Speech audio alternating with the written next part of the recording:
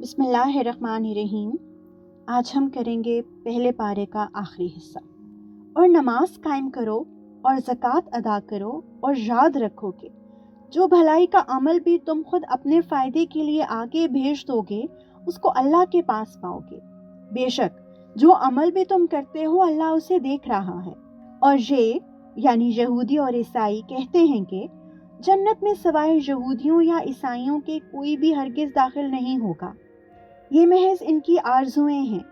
آپ ان سے کہیے کہ اگر تم اپنے اس دعوے میں سچے ہو تو اپنی کوئی دلیل لے کر آؤ۔ کیوں نہیں؟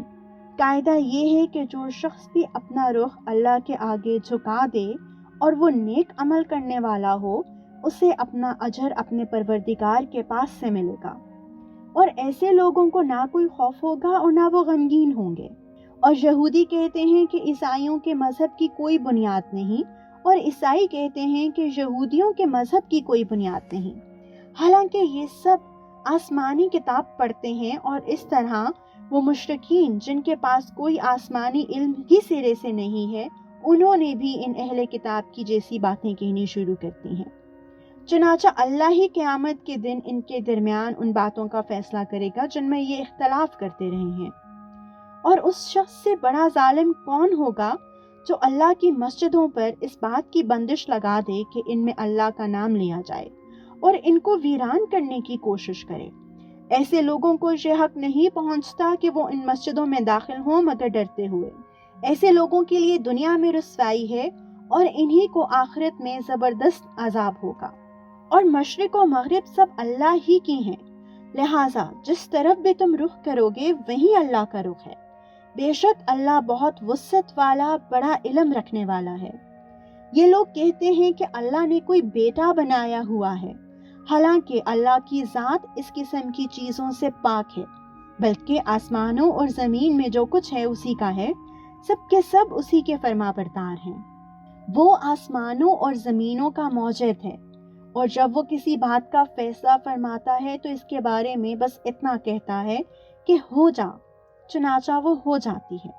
اور جو لوگ علم نہیں رکھتے وہ کہتے ہیں کہ اللہ ہم سے براہ راست کیوں بات نہیں کرتا، یا ہمارے پاس کوئی نشانی کیوں نہیں آتی۔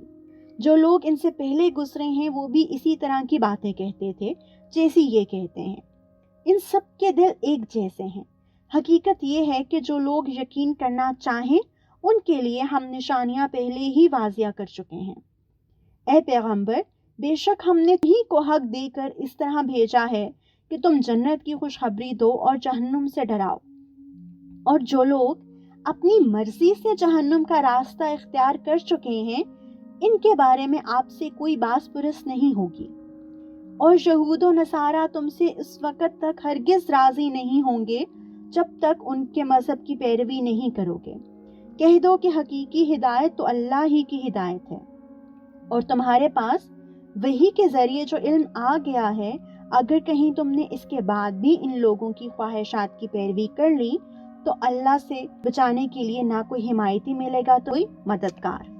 جن لوگوں کو ہم نے کتاب دی جبکہ وہ اس کی تلاوت اس طرح کرتے ہوں جیسا اس کی تلاوت کا حق ہے، تو وہ لوگ ہی در حقیقت اس پر ایمان رکھتے ہیں، اور جو اس کا انکار کرتے ہوں تو ایسے لوگ ہی نقصان اٹھانے والے ہیں۔ اے بنی اسرائیل، میری وہ نعمت یاد کرو جو میں نے تم کو عطا کی تھی، اور یہ بات یاد کرو کہ میں نے تم کو سارے جہانوں پر فضیلت دی تھی۔ اور اس دن سے ڈرو جس دن کوئی شخص بھی کسی کے کچھ کام نہیں آئے گا، نہ کسی سے کسی قسم کا فدیہ قبول کیا جائے گا، اور نہ اس کی کوئی سفارش فائدہ دے گی، اور نہ ان کو کوئی مدد پہنچے گی۔ اور وہ وقت یاد کرو جب ابراہیم کو ان کے پروردگار نے کئی باتوں سے آزمایا اور انہوں نے وہ ساری باتیں پوری کی۔ اللہ نے ان سے کہا، میں تمہیں تمام انسانوں کا پیشوا بنانے والا ہوں۔ ابراہیم نے پوچھا، اور میری اولاد میں سے؟ اللہ نے فرمایا، میرا یہ عہد ظالموں کو شامل نہیں ہے۔ اور وہ وقت یاد کرو جب ہم نے بیت اللہ کو لوگوں کے لیے ایسی جگہ بنایا جس کی طرف وہ لوٹ لوٹ کر جائیں اور جو سراپا امن ہو، اور تم مقام ابراہیم کو نماز پڑھنے کی جگہ بنا لو۔ اور ہم نے ابراہیم اور اسماعیل کو یہ تاکید کی کہ تم دونوں میرے گھر کو ان لوگوں کے لیے پاک کرو جو یہاں طواف کریں اور اعتکاف میں بیٹھیں اور رکوع اور سجدہ بجا لائیں۔ اور وہ وقت بھی یاد کرو جب ابراہیم نے کہا تھا کہ اے میرے پروردگار، اس کو ایک پرامن شہر بنا دیجئے اور اس کے باشندوں میں سے جو اللہ اور یوم آخرت پر ایمان لائیں انہیں قسم قسم کے پھلوں سے رزق عطا فرمائیے۔ اللہ نے کہا اور جو کفر اختیار کرے گا اس کو بھی میں کچھ عرصے کے لیے لطف اٹھانے کا موقع دوں گا، مگر پھر اسے دوزخ کے عذاب کی طرف کھینچ لے جاؤں گا اور وہ بدترین ٹھکانہ ہے۔ اور اس وقت کا تصور کرو جب ابراہیم بیت اللہ کی بنیادیں اٹھا رہے تھے اور اسماعیل بھی ان کے ساتھ شریک تھے، اور دونوں یہ کہتے جاتے تھے کہ اے ہمارے پروردگار، ہم سے یہ خدمت قبول فرما لے، بے شک تو اور صرف تو ہی ہر ایک کی سننے والا، ہر ایک کو جاننے والا ہے۔ اے ہمارے پروردگار، ہم دونوں کو اپنا مکمل فرما بردار بنا لے اور ہماری نسل سے بھی ایسی امت پیدا کر جو تیری پوری تابع دار ہو، اور ہم کو ہماری عبادتوں کی طریقے سکھا دے اور ہماری توبہ قبول فرما لے، بے شک تو اور صرف تو ہی معاف کر دینے کا خوگر اور بڑی رحمت کا مالک ہے۔ اور ہمارے پروردگار، ان میں ایک ایسا رسول بھی بھیجنا جو انہی میں سے ہو، جو ان کے سامنے تیری آیتوں کی تلاوت کرے، انہیں کتاب اور حکمت کی تعلیم دے اور ان کو پاکیزہ بنائے۔ بے شک تیری اور صرف تیری ہی ذات وہ ہے جس کا اقتدار بھی کامل ہے، جس کی حکمت بھی کامل۔ اور کون ہے جو ابراہیم کے طریقے سے انحراف کرے سوائے اس شخص کے جو خود اپنے آپ کو حماقت میں مبتلا کر چکا ہو۔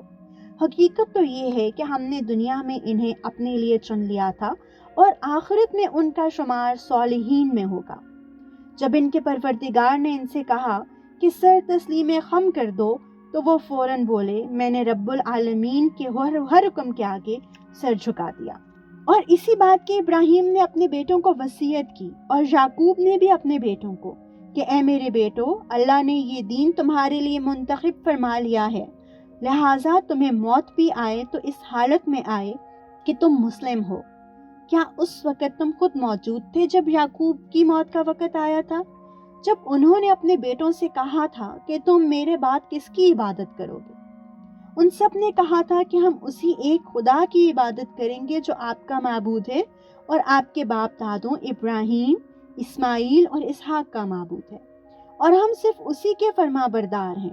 وہ ایک امت تھی جو گزر گئی، جو کچھ انہوں نے کمایا وہ ان کا ہے اور جو کچھ تم نے کمایا وہ تمہارا ہے، اور تم سے یہ نہیں پوچھا جائے گا کہ وہ کیا عمل کرتے تھے۔ اور یہ یہودی اور عیسائی مسلمانوں سے کہتے ہیں کہ تم یہودی یا عیسائی ہو جاؤ، راہ راست پر آ جاؤ گے۔ کہہ دو کہ نہیں، بلکہ ہم تو ابراہیم کے دین کی پیروی کریں گے جو ٹھیک سیدھی راہ پر تھے، اور وہ ان لوگوں میں سے نہ تھے جو اللہ کے ساتھ کسی کو شریک ٹھہراتے تھے۔